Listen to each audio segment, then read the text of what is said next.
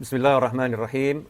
Alhamdulillahirabbil alamin. Allahumma shalli wa sallim ala sayidina Muhammadin miftahi babi rahmatillah adada ma fi ilmillah salatan wa salaman daimaini bidawami mulkillah wa ala alihi wa sahbihi.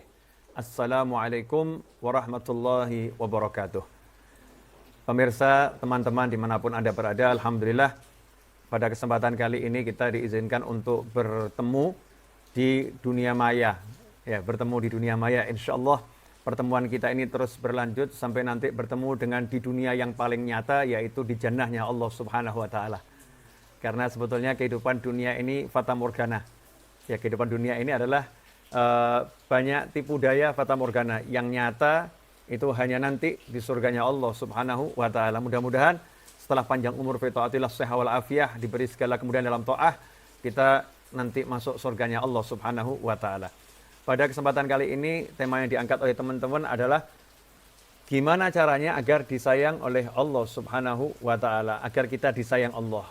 Sederhana, sebetulnya kalau kita buka Al-Quran, ayat yang pertama kali dan ayat itu kita baca tiap hari di dalam sholat, dan dianjurkan kita untuk mengamalkan ayat tersebut setiap kali melakukan perbuatan yang baik, perbuatan yang kita dianjurkan oleh Allah Subhanahu wa Ta'ala, yaitu basmalah, bismillahirrahmanirrahim.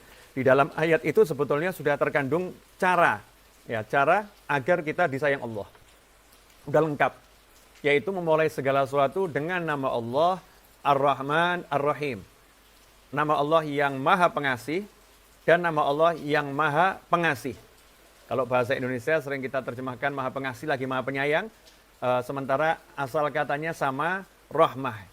Asal katanya sama, yaitu rahmah. Dengan nama Allah yang Ar-Rahman dan nama Allah Ar-Rahim. Kita disuruh mulai kehidupan dengan Bismillahirrahmanirrahim.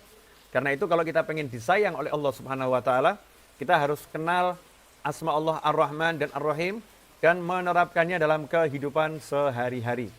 Kalau kita pelajari tafsir, maka Ar-Rahman itu berbeda dengan Ar-Rahim.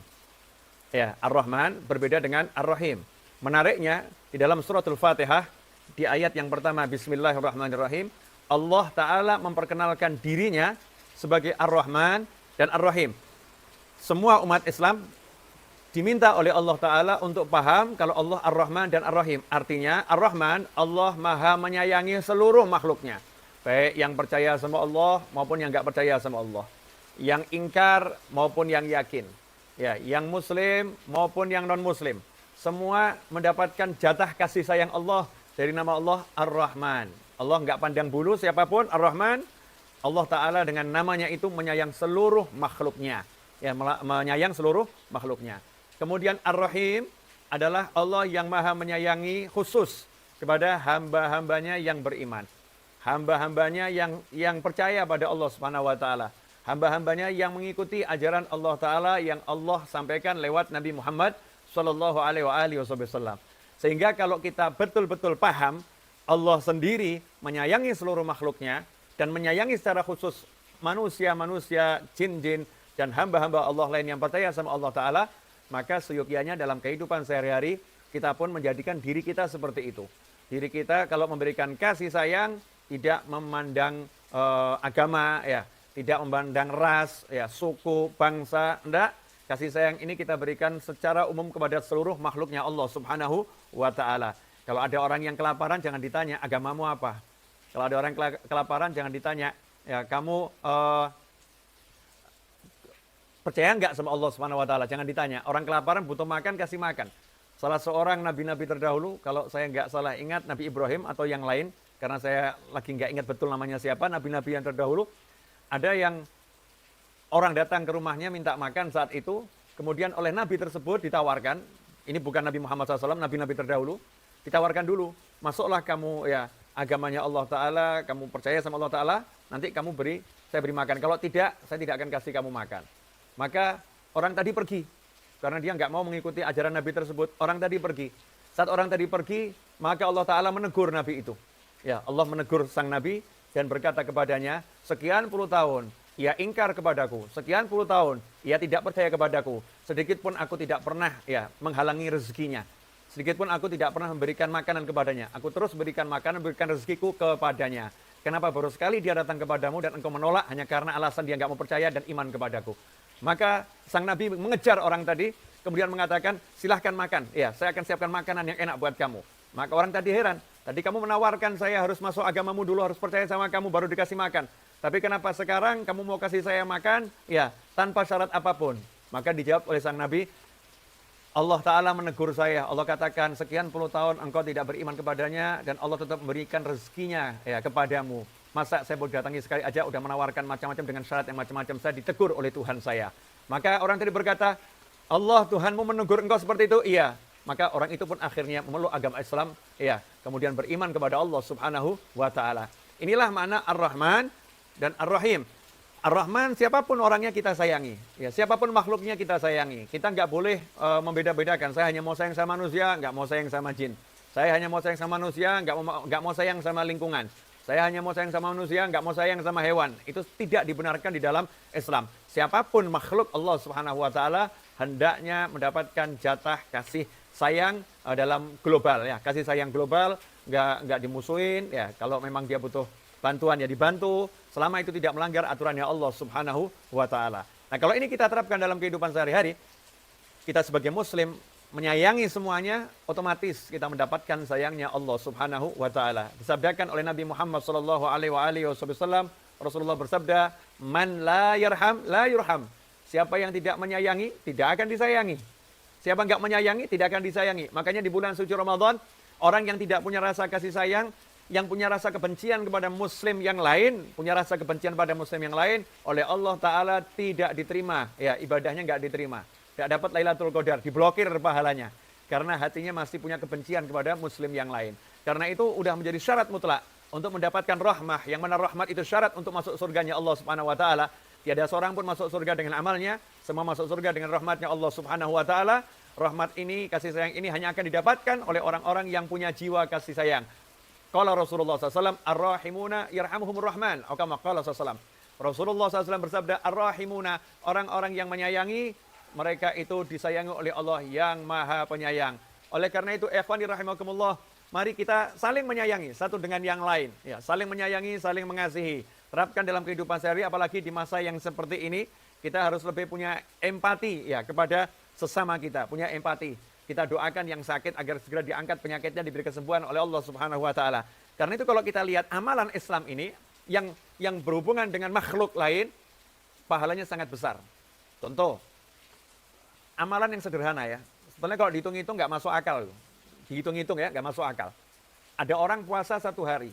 Dari pagi, dari mulai subuh sampai maghrib. Kemudian kita datang ketemu sama orang tersebut. Saat orang itu mau berbuka, kita kasih dia minum teh panas. Kita kasih minum teh panas yang manis. Orang itu suka. Seteguk itu masuk membatalkan puasanya di kala maghrib, maka pahala puasa orang tadi dia dapat dan Allah berikan pahala yang sama untuk orang yang memberikan minum. Dengan memberikan minum saja, kenapa sama Allah Ta'ala dikasih pahala puasa 1 hari penuh diberikan kepada orang yang mau ngasih minum atau ngasih makan untuk menjadi pembatal santap berbuka seseorang? Jawabannya adalah karena itu muncul dari kasih sayang. Ya. Muncul membantu orang lain, menyelamatkan orang lain. Karena itu, ikhwani rahimakumullah, tidak ada amal yang lebih utama menurut Nabi Muhammad SAW bagi seorang mukmin seperti idkhalus surur, menyenangkan hati mukmin yang lain, menyenangkan hati mukmin yang lain. Siapa yang mampu menyenangkan hati mukmin yang lain, maka dia akan mendapatkan nilai amal yang paling tinggi. Karena itu kalau kita lihat saat Nabi Muhammad SAW pulang dari Gua Hira setelah mendapatkan wahyu yang pertama, Rasulullah SAW saat itu lagi dalam keadaan yang butuh dukungan.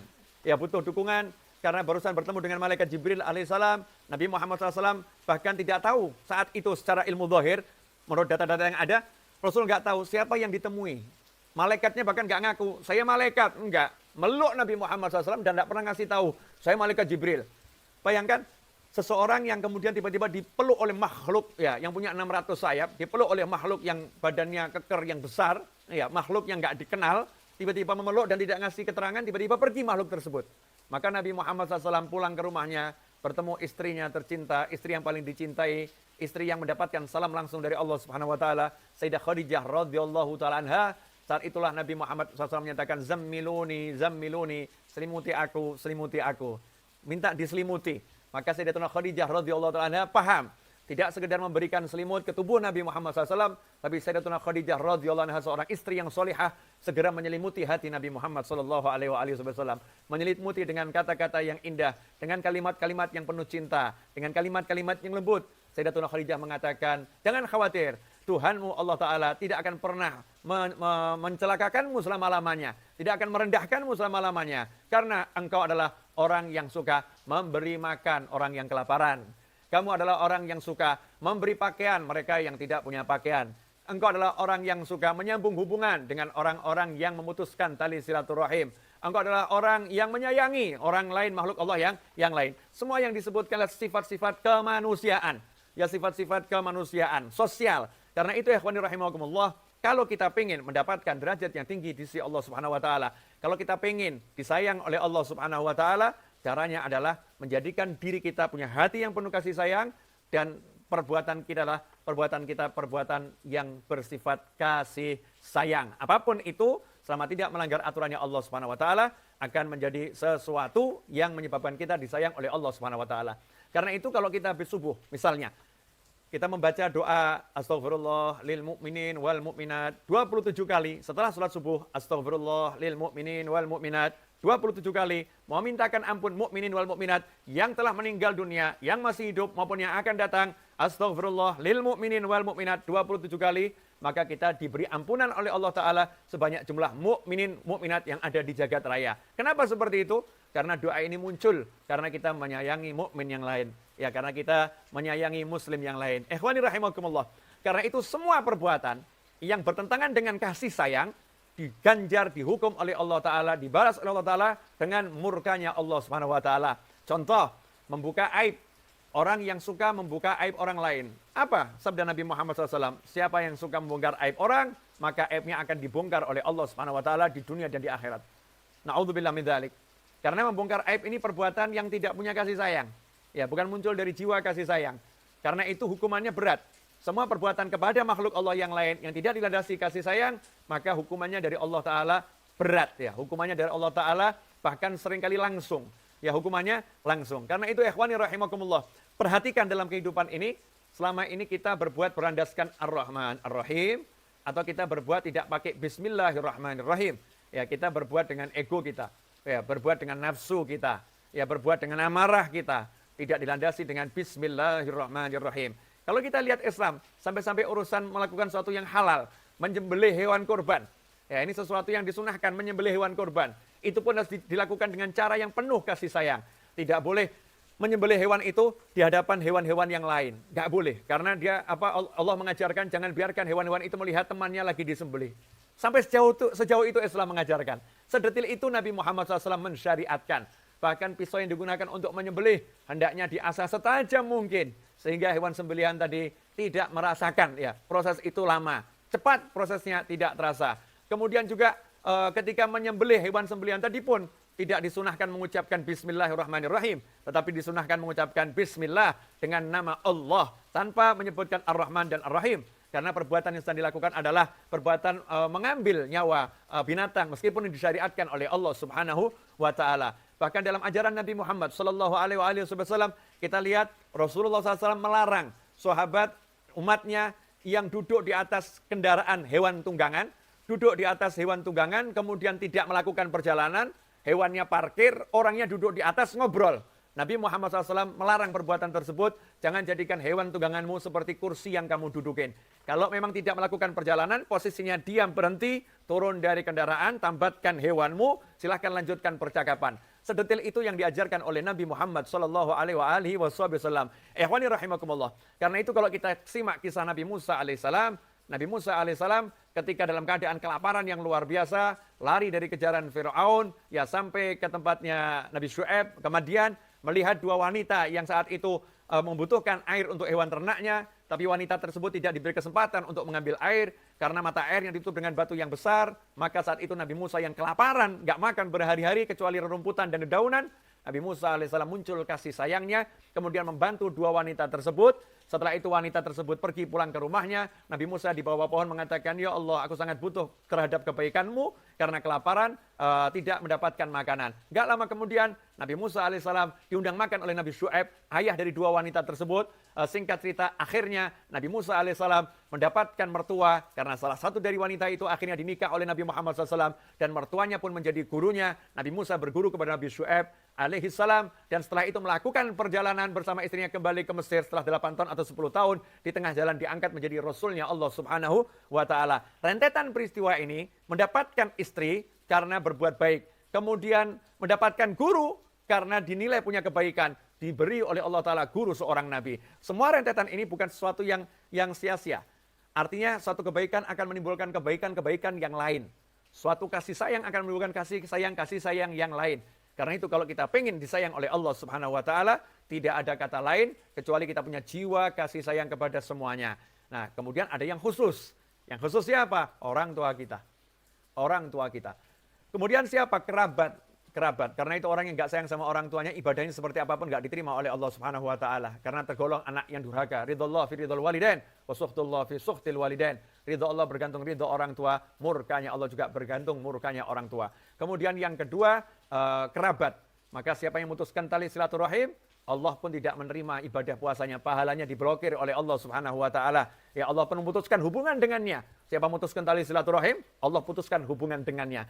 Ini semua menunjukkan bahwasanya menyambung hubungan dengan kerabat terdekat adalah cara untuk mendapatkan kasih sayangnya Allah Subhanahu wa Ta'ala, dan sebaliknya memutuskan hubungan dengan kerabat terdekat, bahkan naudzubillah min dzalik, kalau sampai melukai hati orang tua, membuat marah orang tua, maka Allah pun akan murka kepada manusia tersebut. Ikhwani rahimakumullah, kendati sekitar 25 menit saya berbicara, mudah-mudahan yang 25 menit ini berkah dan manfaat. Insya Allah yang 25 menit ini bisa menjadi inspirasi untuk yang berbicara dan yang mendengarkan, ya, dan bisa diamalkan dalam kehidupan sehari-hari. Ingat, Bismillahirrahmanirrahim. Allah Ar-Rahman, Allah Ar-Rahim, artinya yang muslim maupun yang non-muslim, semua disayang oleh Allah Subhanahu wa Ta'ala. Tentunya batasan kasih sayang diatur oleh syariatnya Allah Subhanahu wa Ta'ala. Kita pelajari batasan-batasan tersebut dan kita amalkan dalam kehidupan sehari-hari, maka kita mendapatkan kasih sayangnya Allah Subhanahu wa Ta'ala. Semoga kita mendapatkan Lailatul Qadar, diterima puasa kita, diterima semua ibadah kita, dan segera yang saat ini sedang dialami oleh seluruh umat manusia diangkat oleh Allah Ta'ala.